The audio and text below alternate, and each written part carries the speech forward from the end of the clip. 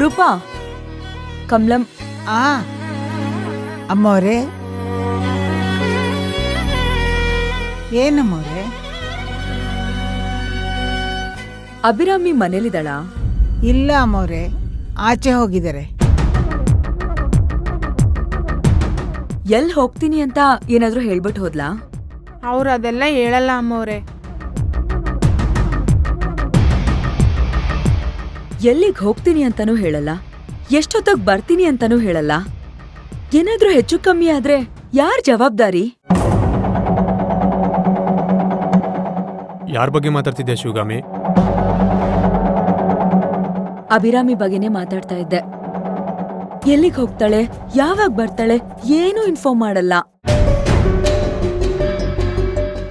ಏನಾದ್ರೂ ಹೆಚ್ಚು ಕಮ್ಮಿ ಆದ್ರೆ ಯಾರ್ ಜವಾಬ್ದಾರಿ ಅಂತ ಹೇಳ್ತಿದ್ದೆ.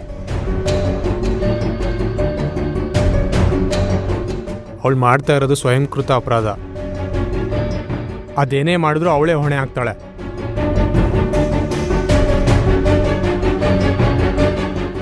ಶಿವಗಾಮಿ, ಅವಳು ಏನಾದರೂ ಮಾಡ್ಕೊಳ್ಳಿ, ಅನ್ಭವಿಸ್ಲಿ ಅಂತ ಬಿಟ್ಬಿಡ್ಬೇಕಷ್ಟೇ. ಅಶೋಕ್, ಅದ್ ಹೇಗ್ ಬಿಡಕ್ಕಾಗತ್ತೆ? ಚಿಕ್ಕವಳು, ಏನೋ ತಿಳುವಳಿಕೆ ಇಲ್ದೆ ಮಾಡ್ತಾಳೆ. ಹೇಗಾದ್ರೂ ಹಾಳಾಗೋಗ್ಲಿ ಅಂತ ಹೇಗ್ ಬಿಡಕ್ಕಾಗತ್ತೆ?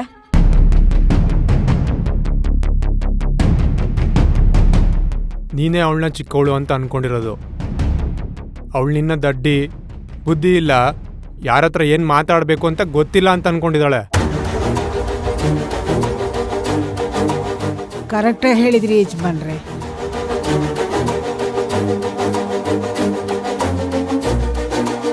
ಅವಳು ಯಾರೇನೋ ಇಷ್ಟಪಡ್ತಿದ್ದಾಳೆ.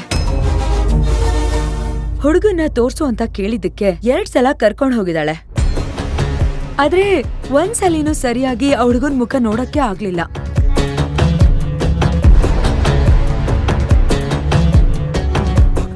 ನನ್ ಪರ್ಸನಲ್ ವಿಚಾರದಲ್ಲಿ ತಲೆ ಹಾಕ್ಬೇಡ ಅಂತ ಹೇಳ್ತಾಳೆ.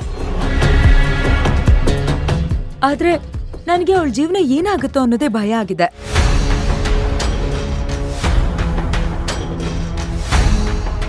ಶಿವಗಾಮಿ, ನೀನು ನಿನ್ನ ಅನುಭವ ಇಟ್ಕೊಂಡು ಅವಳಿಗೆ ಬುದ್ಧಿ ಮಾತು ಹೇಳ್ತೀಯ. ನೀನ್ ದಡ್ಡಿ, ಅದಕ್ಕೆ ಇಷ್ಟೆಲ್ಲ ಅನುಭವಿಸಿದ್ಯಾ. ಆದ್ರೆ ನಾನಂಗಲ್ಲ, ನನ್ನ ಆಯ್ಕೆ ಕರೆಕ್ಟಾಗಿದೆ ಅಂತ ಹೇಳ್ತಾಳೆ.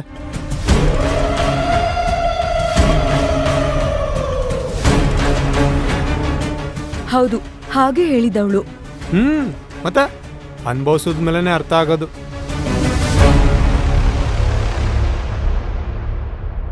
ಏನ್ ಅಶೋಕ್, ನೀವು ಈ ತರ ಮಾತಾಡ್ತಿದ್ದೀರಾ? ಮತ್ತಿನ್ನೇನ್ ಶಿವಗಾಮಿ, ನೋಡು, ಅವಳ ಹಣೆ ಬರದಲ್ಲಿ ಹೇಗಿರುತ್ತೋ ಹಾಗೆ ನಡೆಯುತ್ತೆ. ಅದಕ್ಕೆ ನಾವು ಹೊಣೆ ಆಗಕ್ಕಾಗಲ್ಲ. ಅನ್ಭವಿಸ್ಲಿ ಬಿಟ್ಟಾಕ್.